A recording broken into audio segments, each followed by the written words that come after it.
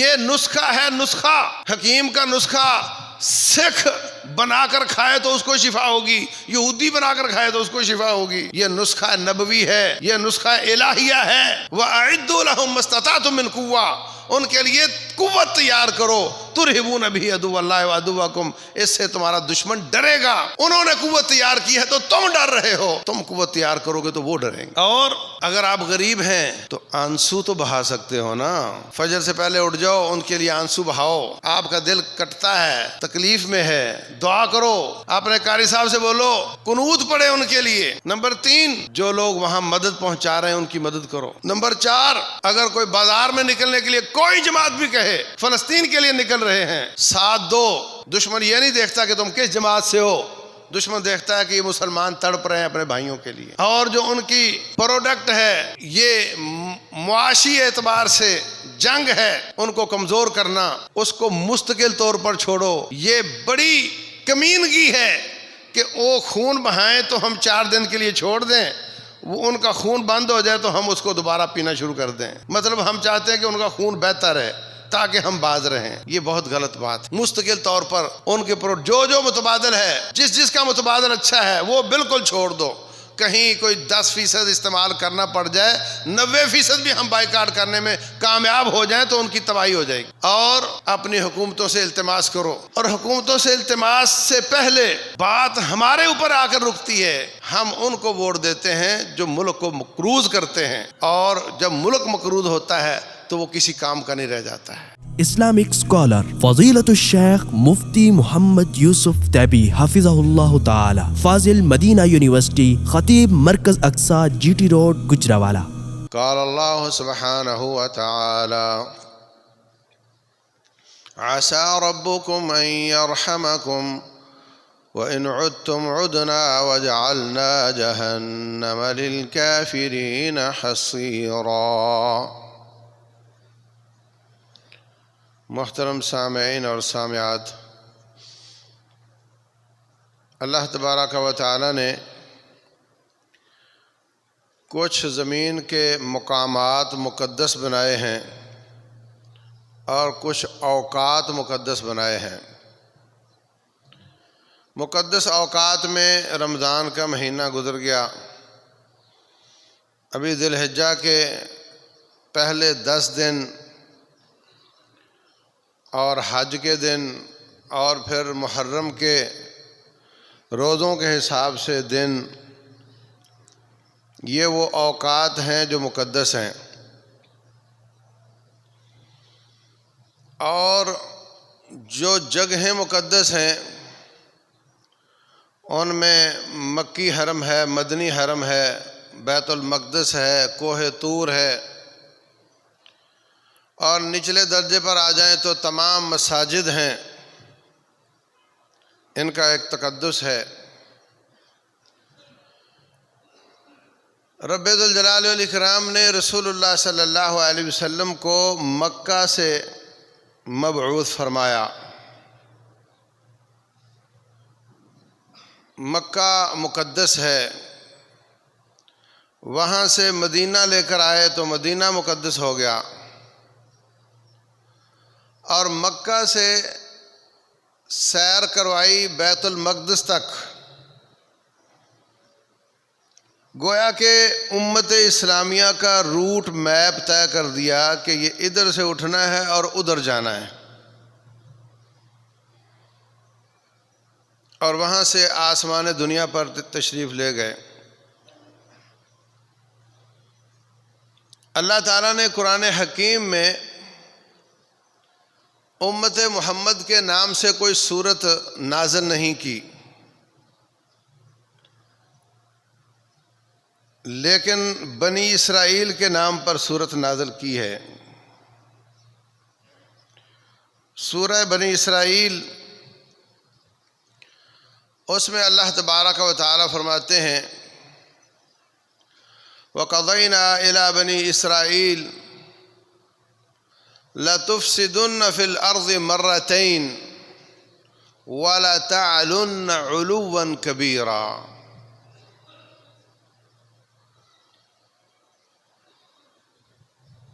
تم ہم نے یہ فیصلہ کیا ہے، ہم نے یہ لکھ رکھا ہے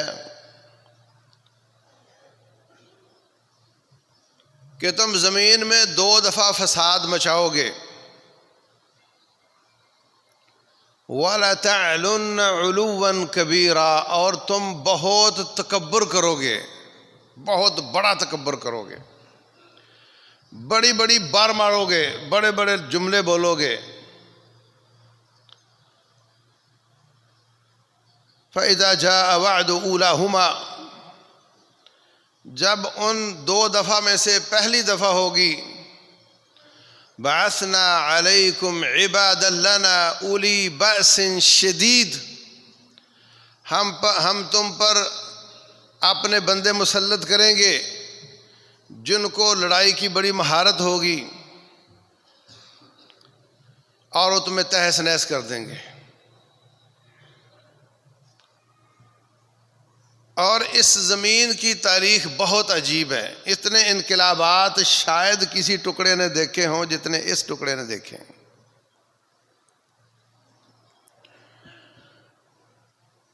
حضرت آدم علیہ السلام نے بیت المقدس بنایا، مسجد اقصیٰ، ابراہیم علیہ السلام نے اس کی تجدید کی، پھر سلیمان علیہ السلام نے اس کو جنوں کے ذریعے بنوایا، اس کا تذکرہ اللہ نے قرآن میں کیا ہے۔ اس کے بعد پھر یہ کبھی عیسائیوں کے پاس رہا، عہد نبوت میں بیت المقدس عیسائیوں کے پاس تھا۔ جب ابو عبیدہ بن جراح رضی اللہ عنہ نے اس علاقے میں یلغار کی تو کہنے لگے کہ ہم لڑنا نہیں چاہتے، آپ اپنے امیر المومنین کو بلاؤ، ہم بیت المقدس کی چابیاں حوالے کرنا چاہتے ہیں۔ اور ایسا ہی ہوا، امیر المومنین ایک غلام اور ایک سواری لے کر اکیلے چل پڑے وہاں سے۔ 1200 کلومیٹر کا سفر ہے، آدھی دنیا کا خلیفہ ہے، آدھا سفر غلام سواری پہ بیٹھے گا، گویا 600 کلومیٹر امیر المومنین نے پیدل سفر کیا ہے۔ عمر کتنی ہوگی؟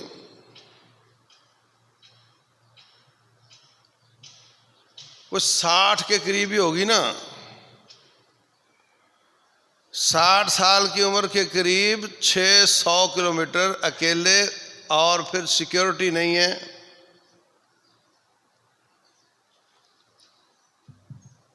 وہاں پہنچے تو ابو عبیدہ بن جراح رضی اللہ عنہ کہنے لگے، حضرت آپ اکیلے آ گئے ہیں؟ انہوں نے تو بہت استقبال لگایا ہوا ہے، یہاں پہنچیں گے تو یہ سلامی ہوگی، یہاں پہنچیں گے تو یہ ہوگا، اور آپ ہاتھ میں جوتی اور پنڈلیاں کیچڑ سے لدی ہوئی، اور گھوڑے اور اونٹ کے پسینے کے ساتھ اپنا پسینہ ملا ہوا اور کپڑے گندے، آپ جلدی جلدی نہائیں، کپڑے تبدیل کریں، اور ہم بڑے ٹھاٹ باٹ کے ساتھ شاہانہ انداز سے جائیں گے۔ حضرت عمر بن خطاب کہتے ہیں، لو کان غیرک لاوجعتہ، اگر یہ جملہ کوئی اور بولتا تو میں اس کو ایک لگا دیا ہوتا۔ ابو عبیدہ، تو نے ہماری عزت ان کپڑوں میں دیکھی ہوئی ہے، سمجھی ہوئی ہے کہ اچھے کپڑے ہوں، اچھی سواری ہو تو وہ عزت والا ہوتا ہے۔ انا کنا اذل قوم اعزنا اللہ بالاسلام، ہم ذلیل قوم تھے، اللہ نے ہمیں اسلام کے ساتھ عزت دی تھی۔ ومن ابتغى العزة في غيره اذلہ اللہ، اور جو اسلام کو چھوڑ کر عزت تلاش کرے گا اللہ اس کو ذلیل کرے گا۔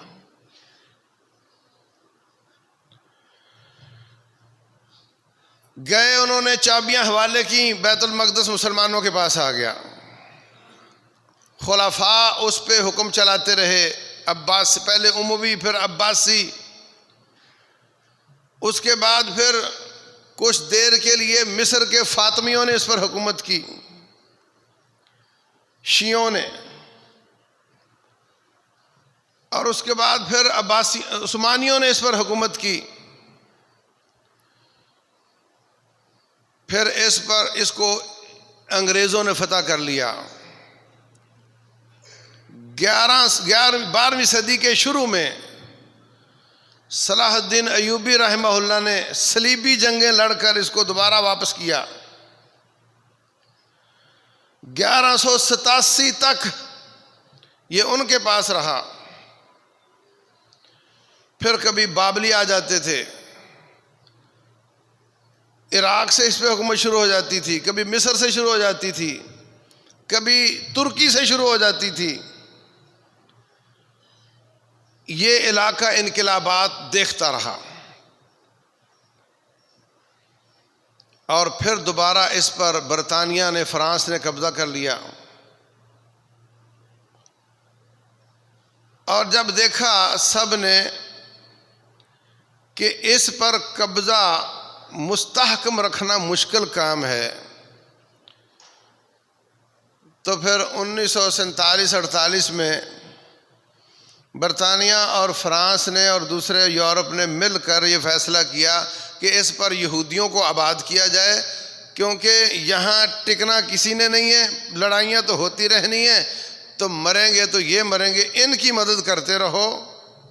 ہم جاتے ہیں تو ہمیں مرنا پڑتا ہے، یہ جائیں گے، ان کی مدد کرو، اور ان کو کہو یہ تمہارا وطن ہے، پوری مدد کرو، پورا کندھا لگاؤ۔ اگر لڑائی ہوئی مریں گے تو یہ مریں گے، اور اگر جئیں گے تو ان کی حکومت ہماری حکومت سمجھی جائے گی۔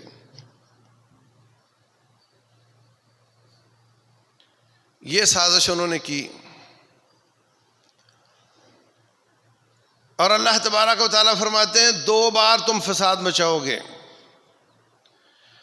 مفسرین اس کو چونکہ فساد یہاں بہت آئے ہیں، اس لیے کوئی مفسر کہتا ہے وہ والا پہلا تھا اور وہ والا دوسرا تھا، کوئی کہتا ہے نہیں یہ جو ہو رہا ہے یہ دوسرا ہے اور پچھلے سارے پہلا تھے۔ ہر ایک کی رائے اپنی اپنی ہے۔ کبھی بخت نصر آتا ہے اور وہ ان کو تیس نیس کر دیتا ہے، کبھی بابلی آتے ہیں اور ان کو مار مار کر زمین پر بکھیر دیتے ہیں۔ یہ سب ہوتا رہا ہے، لیکن میرے رب کا وعدہ ہے کہ ان کی حکومت مستحکم نہیں ہو سکے گی۔ آج کے حالات میں ہمیں یہ لگتا ہے کہ وہ غزہ کو ہڑپ کر چکے ہیں، اور اس کے بعد وہ کہہ رہے ہیں ہم مشرق وسطیٰ کا نقشہ بدل کے رکھ دیں گے اور ایک گریٹر اسرائیل بننے جا رہا ہے۔ یہ سب جھوٹ ہے، میرے رب کا قرآن سچا ہے۔ اللہ تبارک و تعالیٰ فرماتے ہیں ان احسنتم احسنتم لانفسکم، اگر تم اچھے چلو گے تو تمہیں فائدہ ہوگا، وَإِنْ أَسَأْتُمْ فَلَهَا، اگر ٹیڑے چلو گے تو تمہیں اس کا نقصان ہوگا۔ فَإِذَا جَاءَ وَعْدُ الْآخِرَةِ لِيَسُوءُوا وُجُوهَكُمْ وَلِيَدْخُلُوا الْمَسْجِدَ كَمَا دَخَلُوهُ أَوَّلَ مَرَّةٍ، جب دوسری بار تم فساد مچاؤ گے تو مسلمان دوبارہ تم پر مسلط ہوں گے، اور وہ ایسے ہی مسجد میں آئیں گے جیسے پہلی بار آئے تھے۔ وَلِيُتَبِّرُوا مَا عَلَوْا تَتْبِيرًا، اور وہ تمہیں تباہ و برباد کر دیں گے۔ یہودیوں کو اللہ کہہ رہا ہے، اللہ کا قرآن سچا ہے۔ اب یہ جو ہو چکا ہے وہ تھا یا جو ہونا ہے وہ ہوگا؟ رسول اللہ صلی اللہ علیہ وسلم، صحیح بخاری اور مسلم کی حدیث ہے، فرماتے ہیں کہ ایک زمانہ آئے گا، اس وقت تک قیامت قائم نہیں ہوگی جب تک یہ دن نہ آئے کہ ایک بہت بڑا معرکہ ہوگا، اس میں ان کے ساتھ لڑائی ہوگی۔ یہ درختوں کے پیچھے چھپیں گے،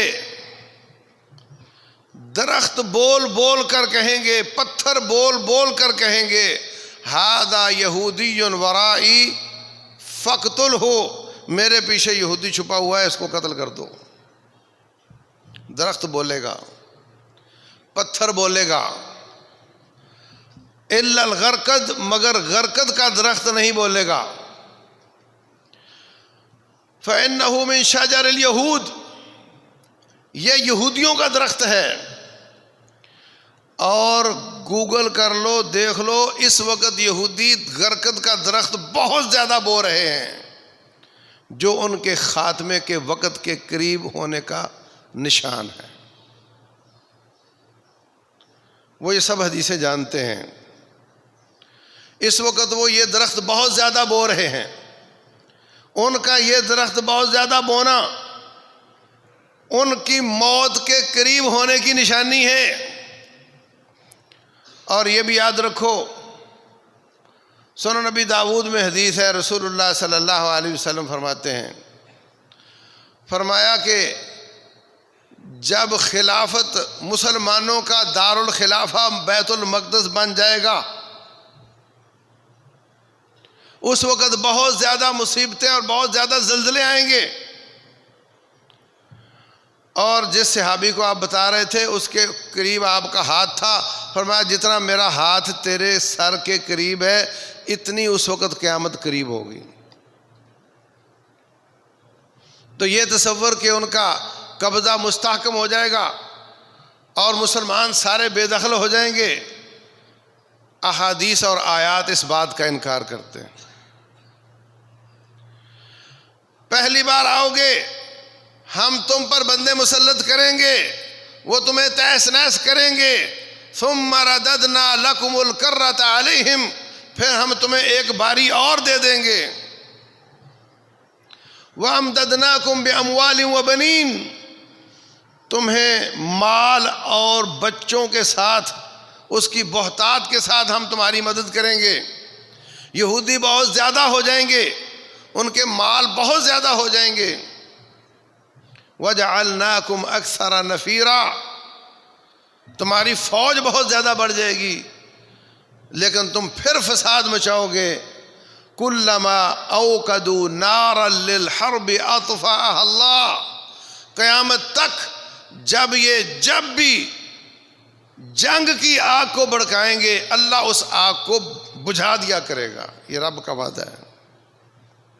كُلَّمَا أَوْقَدُوا نَارًا لِلْحَرْبِ أَطْفَأَهَا اللَّهُ، جب بھی وہ جنگ کی آگ بھڑکائیں گے، اللہ اس کو بجھا دیا کرے گا۔ اور دوسرا وعدہ فرمایا، ان احسنتم احسنتم لانفسکم، دو بار تو ہو گئے یا ہونے والے ہیں، جو بھی مفسرین کی رائے ہے، ایک پرماننٹ فیصلہ رب ذوالجلال کا۔ فرمایا ان احسنتم احسنتم لانفسکم، اگر تم اچھا کرو گے تو تمہارے لیے فائدہ ہوگا، وَإِنْ أَسَأْتُمْ فَلَهَا، برا کرو گے تو تمہیں نقصان ہوگا۔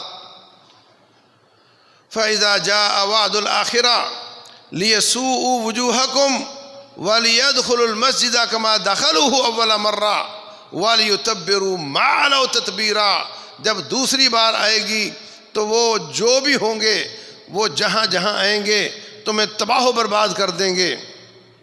پھر عَسَىٰ رَبُّكُمْ أَن يَرْحَمَكُمْ، ہو سکتا ہے اللہ تم پہ ترس کھا لے اور تم پہ رحم کر دے، لیکن وَإِنْ عُدْتُمْ عُدْنَا، قیامت تک اگر تم فساد کی طرف لوٹے تو ہم دوبارہ واپس آ جائیں گے۔ اللہ فرماتے ہیں ہم دوبارہ واپس آ جائیں گے۔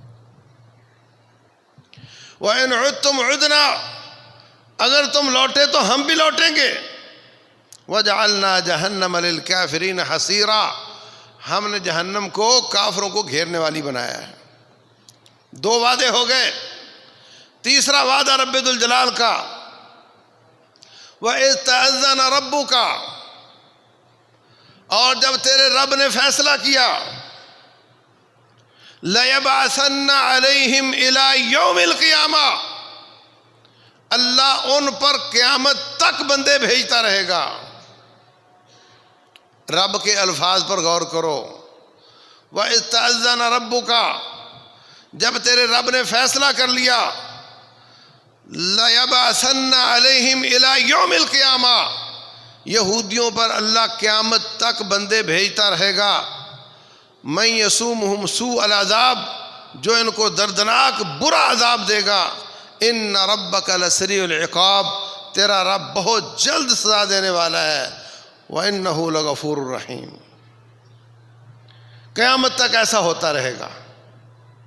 اتنی گندی نسل ہے کہ یہ فساد سے باز نہیں آئیں گے، امن اور سکون کے ساتھ نہیں رہ سکیں گے۔ پوری دنیا میں جہاں فساد آتا ہے کورید کر دیکھو تو اس کی جڑ ان کی طرف سے آ رہی ہوتی۔ یہ باز نہیں آئیں گے اور ہم بھی واپس آئیں گے، اور ان پر کوئی نہ کوئی بندے اپنے مسلط کریں گے جو ان کو تباہ و برباد کریں گے۔ پھر آپ کا سوال ہوگا کہ اب انتہا ہو گئی ہے، مسلمانوں کے نعشے فضا میں بلند ہو رہے ہیں، خون بہہ رہا ہے، کھوپڑیاں اڑ رہی ہیں، ملک تباہ ہو رہا ہے، بچے قتل ہو رہے ہیں، عورتیں اور بوڑھے جوان سب قتل ہو رہے ہیں، اب رب اپنے وعدے پورے کیوں نہیں کرتا؟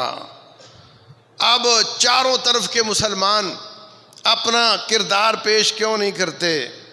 میں ان دونوں باتوں کا آپ کو جواب دیتا ہوں انشاءاللہ۔ یاد رکھو، اللہ کا مدد کرنے کے لیے ایک قاعدہ ضابطہ ہے، مدد وہ کرتا ہے، اس کا ایک قاعدہ ضابطہ ہے۔ آپ کوئی چیز بھی خریدتے ہیں، آپ کہتے ہیں چلا کر دکھاؤ، استری خریدی چلا کر دکھاؤ، بلب خریدنا ہے تو چلا کر دکھاؤ، ٹیسٹ کرتے ہو نا اس کو کہ یہ کام کرتا ہے یا نہیں کرتا۔ پرانے زمانے میں مٹکا خریدتے تھے مٹی کا، تو اس کو توڑ کر دیکھتے تھے کہ اگر ٹوٹنا ہے تو ادھر ہی ٹوٹ جا، مارتے تھے اس کو، کوئی چیز ٹوٹ گیا تو ان کا، بچ گیا تو ہمارا۔ رب ذوالجلال والاکرام بھی جب کسی قوم کی مدد کرتا ہے تو چیک کرتا ہے کہ پکے ہیں یا کچے ہیں۔ جب وہ قوم پختہ اور پرعزم اور صابر اور شاکر اور استقامت اور استقلال کا پہاڑ بن جائے تو پھر اللہ تعالیٰ کی مدد آ جایا کرتی ہے۔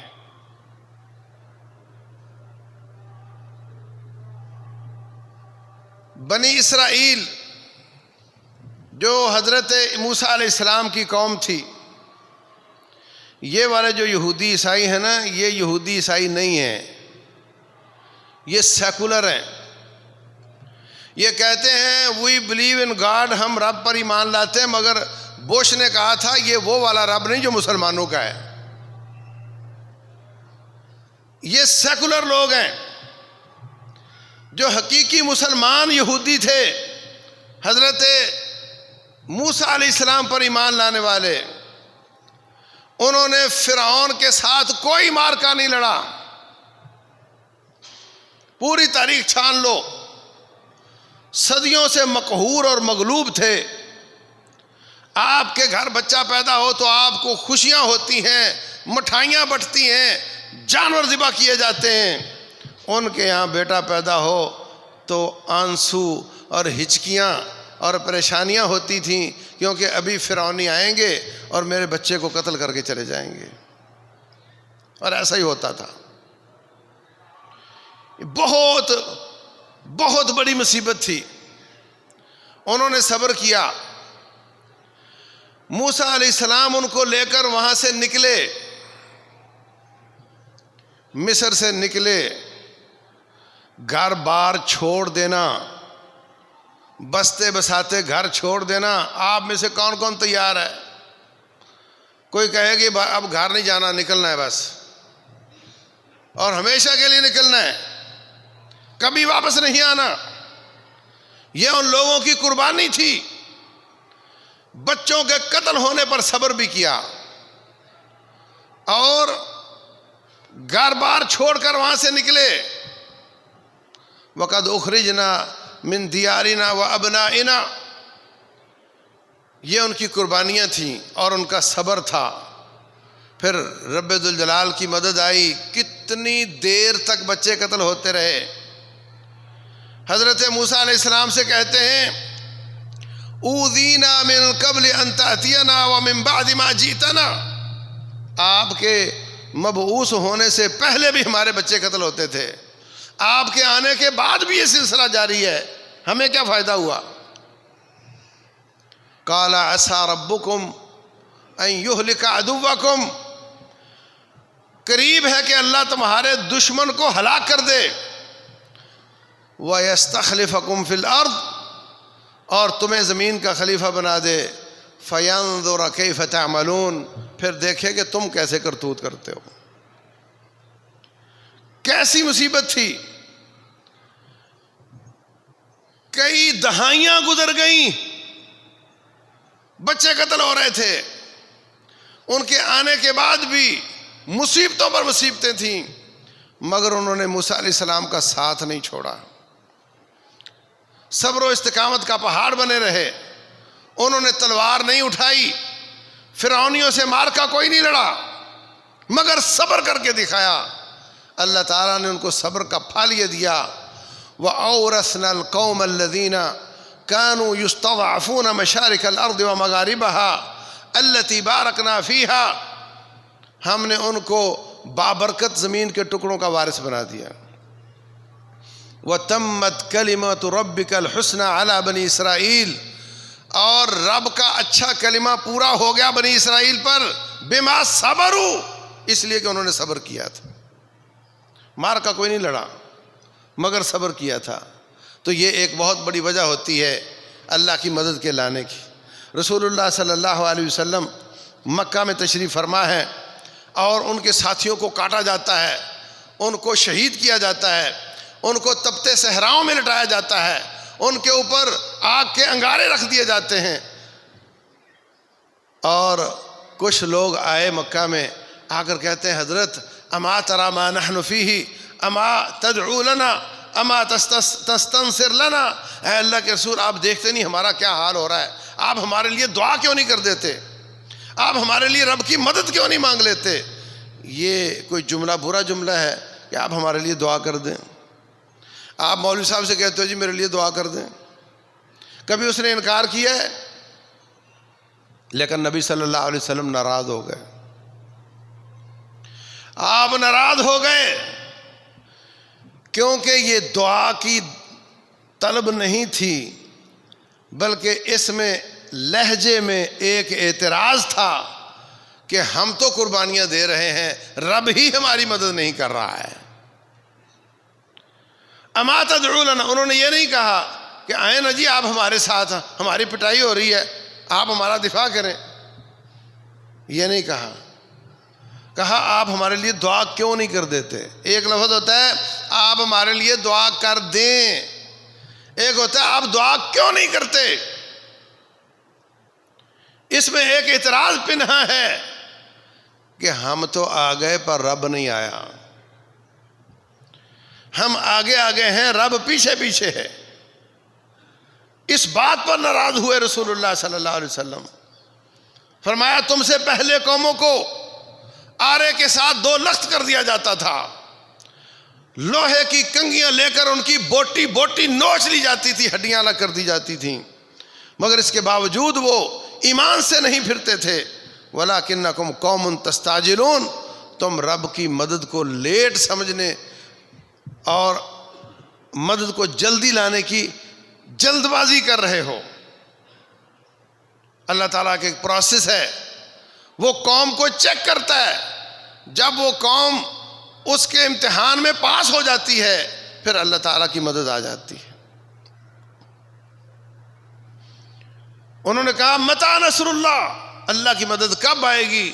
الا ان نصر اللہ قریب، خبردار میں لیٹ نہیں ہوں، میری مدد بالکل قریب ہے، آپ اس کو لیٹ مت سمجھو، آپ اس پروسیس میں پاس ہونے کی کوشش کرو، اس امتحان میں پاس ہونے کی کوشش کرو جس کے بعد میری مدد آیا کرتی۔ کیا آج کے مسلمان اس امتحان میں پاس ہیں؟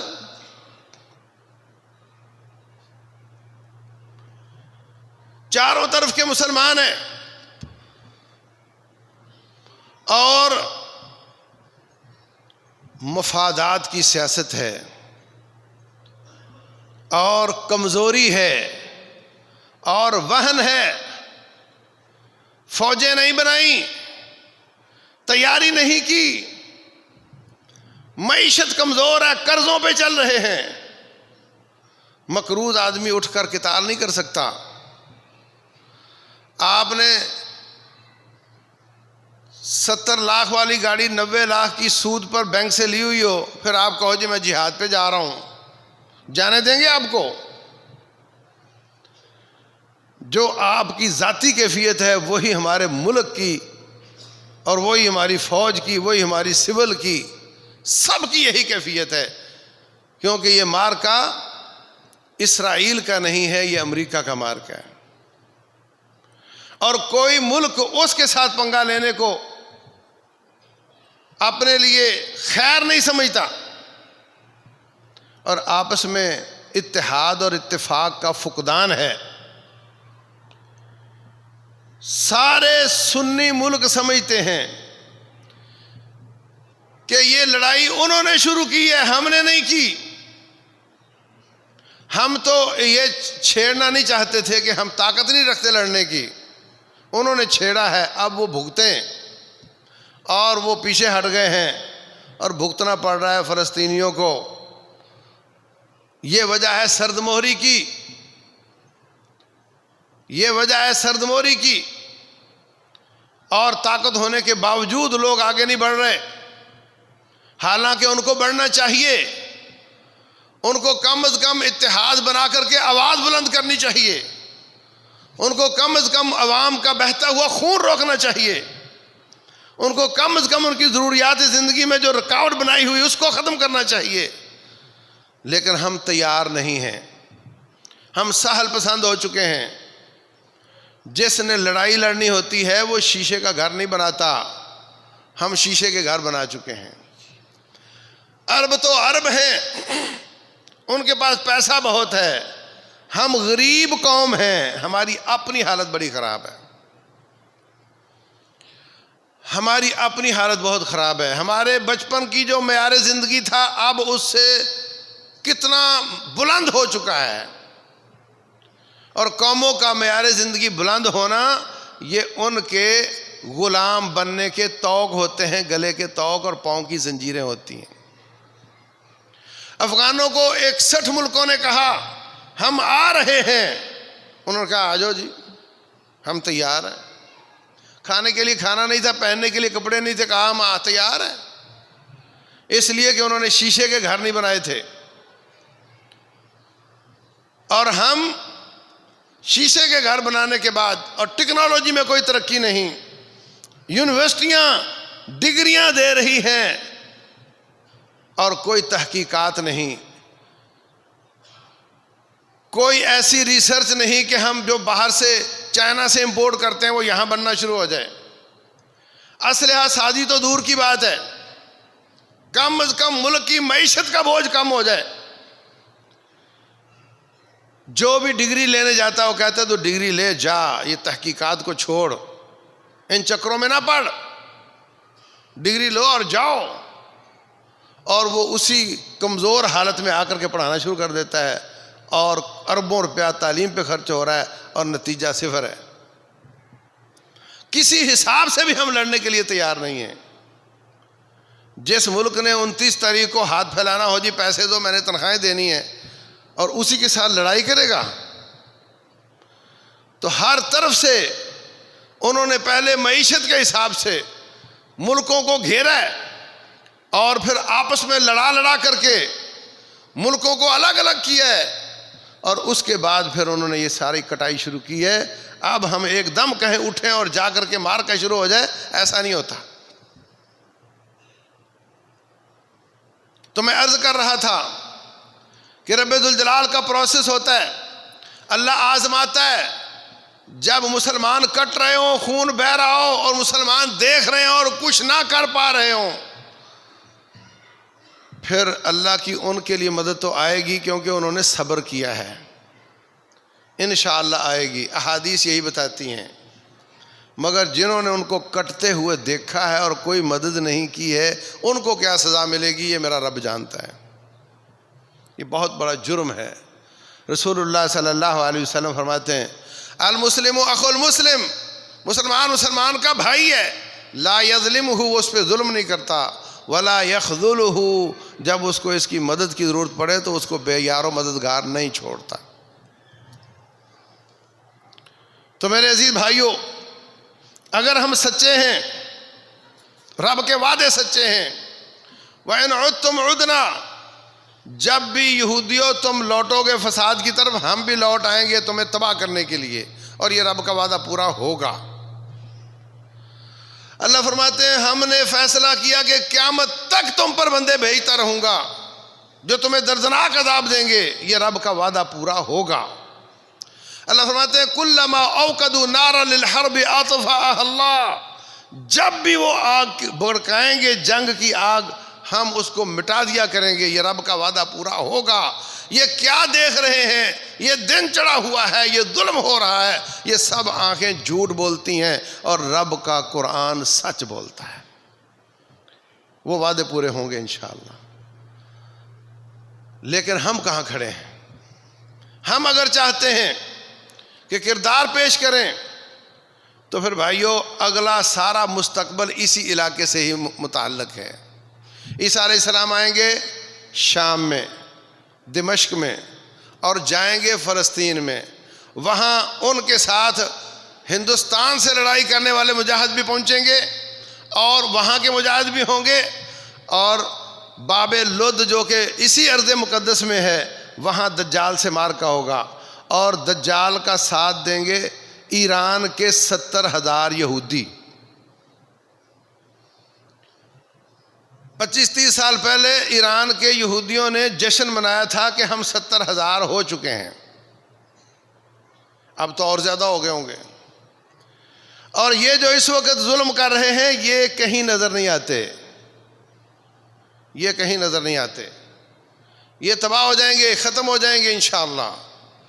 اور حضرت عیسیٰ علیہ السلام کے ساتھ وہاں کے مجاہد اور مہدی صاحب کھڑے ہوں گے، اور دجال کے ساتھ ایران کے 70,000 یہودی کھڑے ہوں گے، اور ان کا مارکا ہوگا، اور درخت اور پتھر بول بول کر کہیں گے کہ میرے پیچھے یہودی چھپا ہے، مسلمان آؤ اور اس کو قتل کر دو۔ اور یہ جو آپ کو ڈرون نظر آتے ہیں، میزائل نظر آتے ہیں، یہ کچھ نہیں ہوگا۔ عیسیٰ علیہ السلام اپنے ہتھیار کے ساتھ قتل کریں گے اس کو۔ یہ ساری شان و شوکت، یہ ترقیاں، یہ کر و فر اور یہ جتنی بھی سویلائزیشن تباہ و برباد ہو چکی ہوگی، اور وہ لڑائی وہی تیر تفانگ اور برچھے بھالے والی لڑائی ہوگی۔ ایسا دن آنے والا ہے۔ تو مسلمانوں، اگر آپ کا دل جلتا ہے، کڑتا ہے، تو پھر نمبر 1 یہ زندگی کو راحت پسند اور سہل پسند نہ بناؤ، سختیاں برداشت کرنے والے، مصیبتیں برداشت کرنے والے، تھوڑی سہولتوں میں جینے والے بناؤ۔ یہ آپ کی جہاد کی تیاری ہے۔ دشمن آپ کو سہل پسند بنانا چاہتا ہے، قرضے دے کر سڑکیں، قرضے دے کر میٹرو شیٹرو، قرضے دے کر اورنج ٹرین، تاکہ تمہارے گلے میں رسی ہو اور ان کے ہاتھ میں ہو۔ ایسے لوگوں کا بائیکاٹ کرو جو ملک کو مقروض کرتے ہیں، اور اپنے آپ کو بھی مضبوط کرو، واکشا کیا کرو، جسم کو اچھا کرو، تاکہ یہ کہنے میں سچے ثابت ہو کہ یا اللہ میں بھی جانا چاہتا ہوں۔ جو چل نہیں سکتا وہ کس منہ سے کہتا ہے میں جانا چاہتا ہوں؟ اور اگر پیسہ ہے تو اسلحہ خریدو، لائسنس بناؤ، اس کو چلانا سیکھو۔ چاروں طرف یہ کام ہو چکا ہے، آپ کا علاقہ باقی ہے۔ وَإِن مِّن قَرْيَةٍ إِلَّا نَحْنُ مُهْلِكُوهَا قَبْلَ يَوْمِ الْقِيَامَةِ أَوْ مُعَذِّبُوهَا عَذَابًا شَدِيدًا۔ اللہ فرماتے ہیں کوئی بستی ایسی نہیں مگر اس کی پٹائی ضرور ہوگی، قیامت آنے سے پہلے میں تباہ برباد کروں گا۔ اللہ ہم سب کو بچائے، مگر ہمیں بے بسی کے آنسو رونے سے پہلے اپنے آپ کو تیار کرنا چاہیے. یہ نسخہ ہے، نسخہ حکیم کا نسخہ. سکھ بنا کر کھائے تو اس کو شفا ہوگی، یہودی بنا کر کھائے تو اس کو شفا ہوگی. یہ نسخہ نبوی ہے، یہ نسخہ الہیہ ہے. وَأَعِدُّوا لَهُم مَّا اسْتَطَعْتُم مِّن قُوَّةٍ، ان کے لیے قوت تیار کرو. تُرْهِبُونَ بِهِ عَدُوَّ اللَّهِ وَعَدُوَّكُمْ، اس سے تمہارا دشمن ڈرے گا. انہوں نے قوت تیار کی ہے تو تم ڈر رہے ہو، تم قوت تیار کرو گے تو وہ ڈریں گے. اور اگر آپ غریب ہیں تو آنسو تو بہا سکتے ہو نا. فجر سے پہلے اٹھ جاؤ، ان کے لیے آنسو بہاؤ. آپ کا دل کٹتا ہے، تکلیف میں ہے، دعا کرو. اپنے قاری صاحب سے بولو، قنوت پڑھے ان کے لیے. نمبر 3، جو لوگ وہاں مدد پہنچا رہے ہیں ان کی مدد کرو. نمبر 4، اگر کوئی بازار میں نکلنے کے لیے کوئی جماعت بھی کہے فلسطین کے لیے نکل رہے ہیں، ساتھ دو. دشمن یہ نہیں دیکھتا کہ تم کس جماعت سے ہو، دشمن دیکھتا ہے کہ یہ مسلمان تڑپ رہے ہیں اپنے بھائیوں کے لیے. اور جو ان کی پروڈکٹ ہے، یہ معاشی اعتبار سے جنگ ہے، ان کو کمزور کرنا، اس کو مستقل طور پر چھوڑو. یہ بڑی کمینگی ہے کہ وہ خون بہائیں تو ہم 4 دن کے لیے چھوڑ دیں، وہ ان کا خون بند ہو جائے تو ہم اس کو دوبارہ پینا شروع کر دیں. مطلب ہم چاہتے ہیں کہ ان کا خون بہتا رہے تاکہ ہم باز رہیں. یہ بہت غلط بات ہے. مستقل طور پر ان کے جو متبادل ہے، جس کا متبادل اچھا ہے وہ بالکل چھوڑ دو. کہیں کوئی 10% استعمال کرنا پڑ جائے، 90% بھی ہم بائیکاٹ کرنے میں کامیاب ہو جائیں تو ان کی تباہی ہو جائے گی. اور اپنی حکومتوں سے التماس کرو، اور حکومتوں سے التماس سے پہلے بات ہمارے اوپر آ کر رکتی ہے. ہم ان کو ووٹ دیتے ہیں جو ملک کو مقروض کرتے ہیں، اور جب ملک مقروض ہوتا ہے تو وہ کسی کام کا نہیں رہ جاتا ہے. اس بات کو سمجھو. تو اللہ تبارک و تعالیٰ کے وعدے سچے ہیں، ایسا ہو کر رہے گا. یہ ہماری بدقسمتی ہے کہ مسلمان اپنے اپنے مفاد کی سوچ رہے ہیں اور ایک دوسرے کی طرف نہیں دیکھ رہے. ہم سب کو کندھے سے کندھا ملانا ہوگا. بیچ میں بہت بڑی وجہ فرقہ واریت ہے. جو فرقہ واریت افراد میں ہے، جو فرقہ واریت مساجد میں ہے، جو فرقہ واریت جماعتوں میں ہے، وہی فرقہ واریت ملکوں میں ہے. اور یہ بہت بڑی آڑ ہے جس وجہ سے مسلمان کا خون بہتے ہوئے دیکھ رہے ہیں اور آگے بڑھنے کی ہمت نہیں ہو رہی. میں اس کی وضاحت کروں تو بہت طوفان برپا ہو سکتا ہے. اس لیے اس کو کم کرنے کی کوشش کرو. اللہ تبارک و تعالی مسلمانوں کی مدد فرمائے، ظالموں کو نیست و نابود کرے. اللہ تبارک و تعالی اسلام کا کلمہ بلند کرے.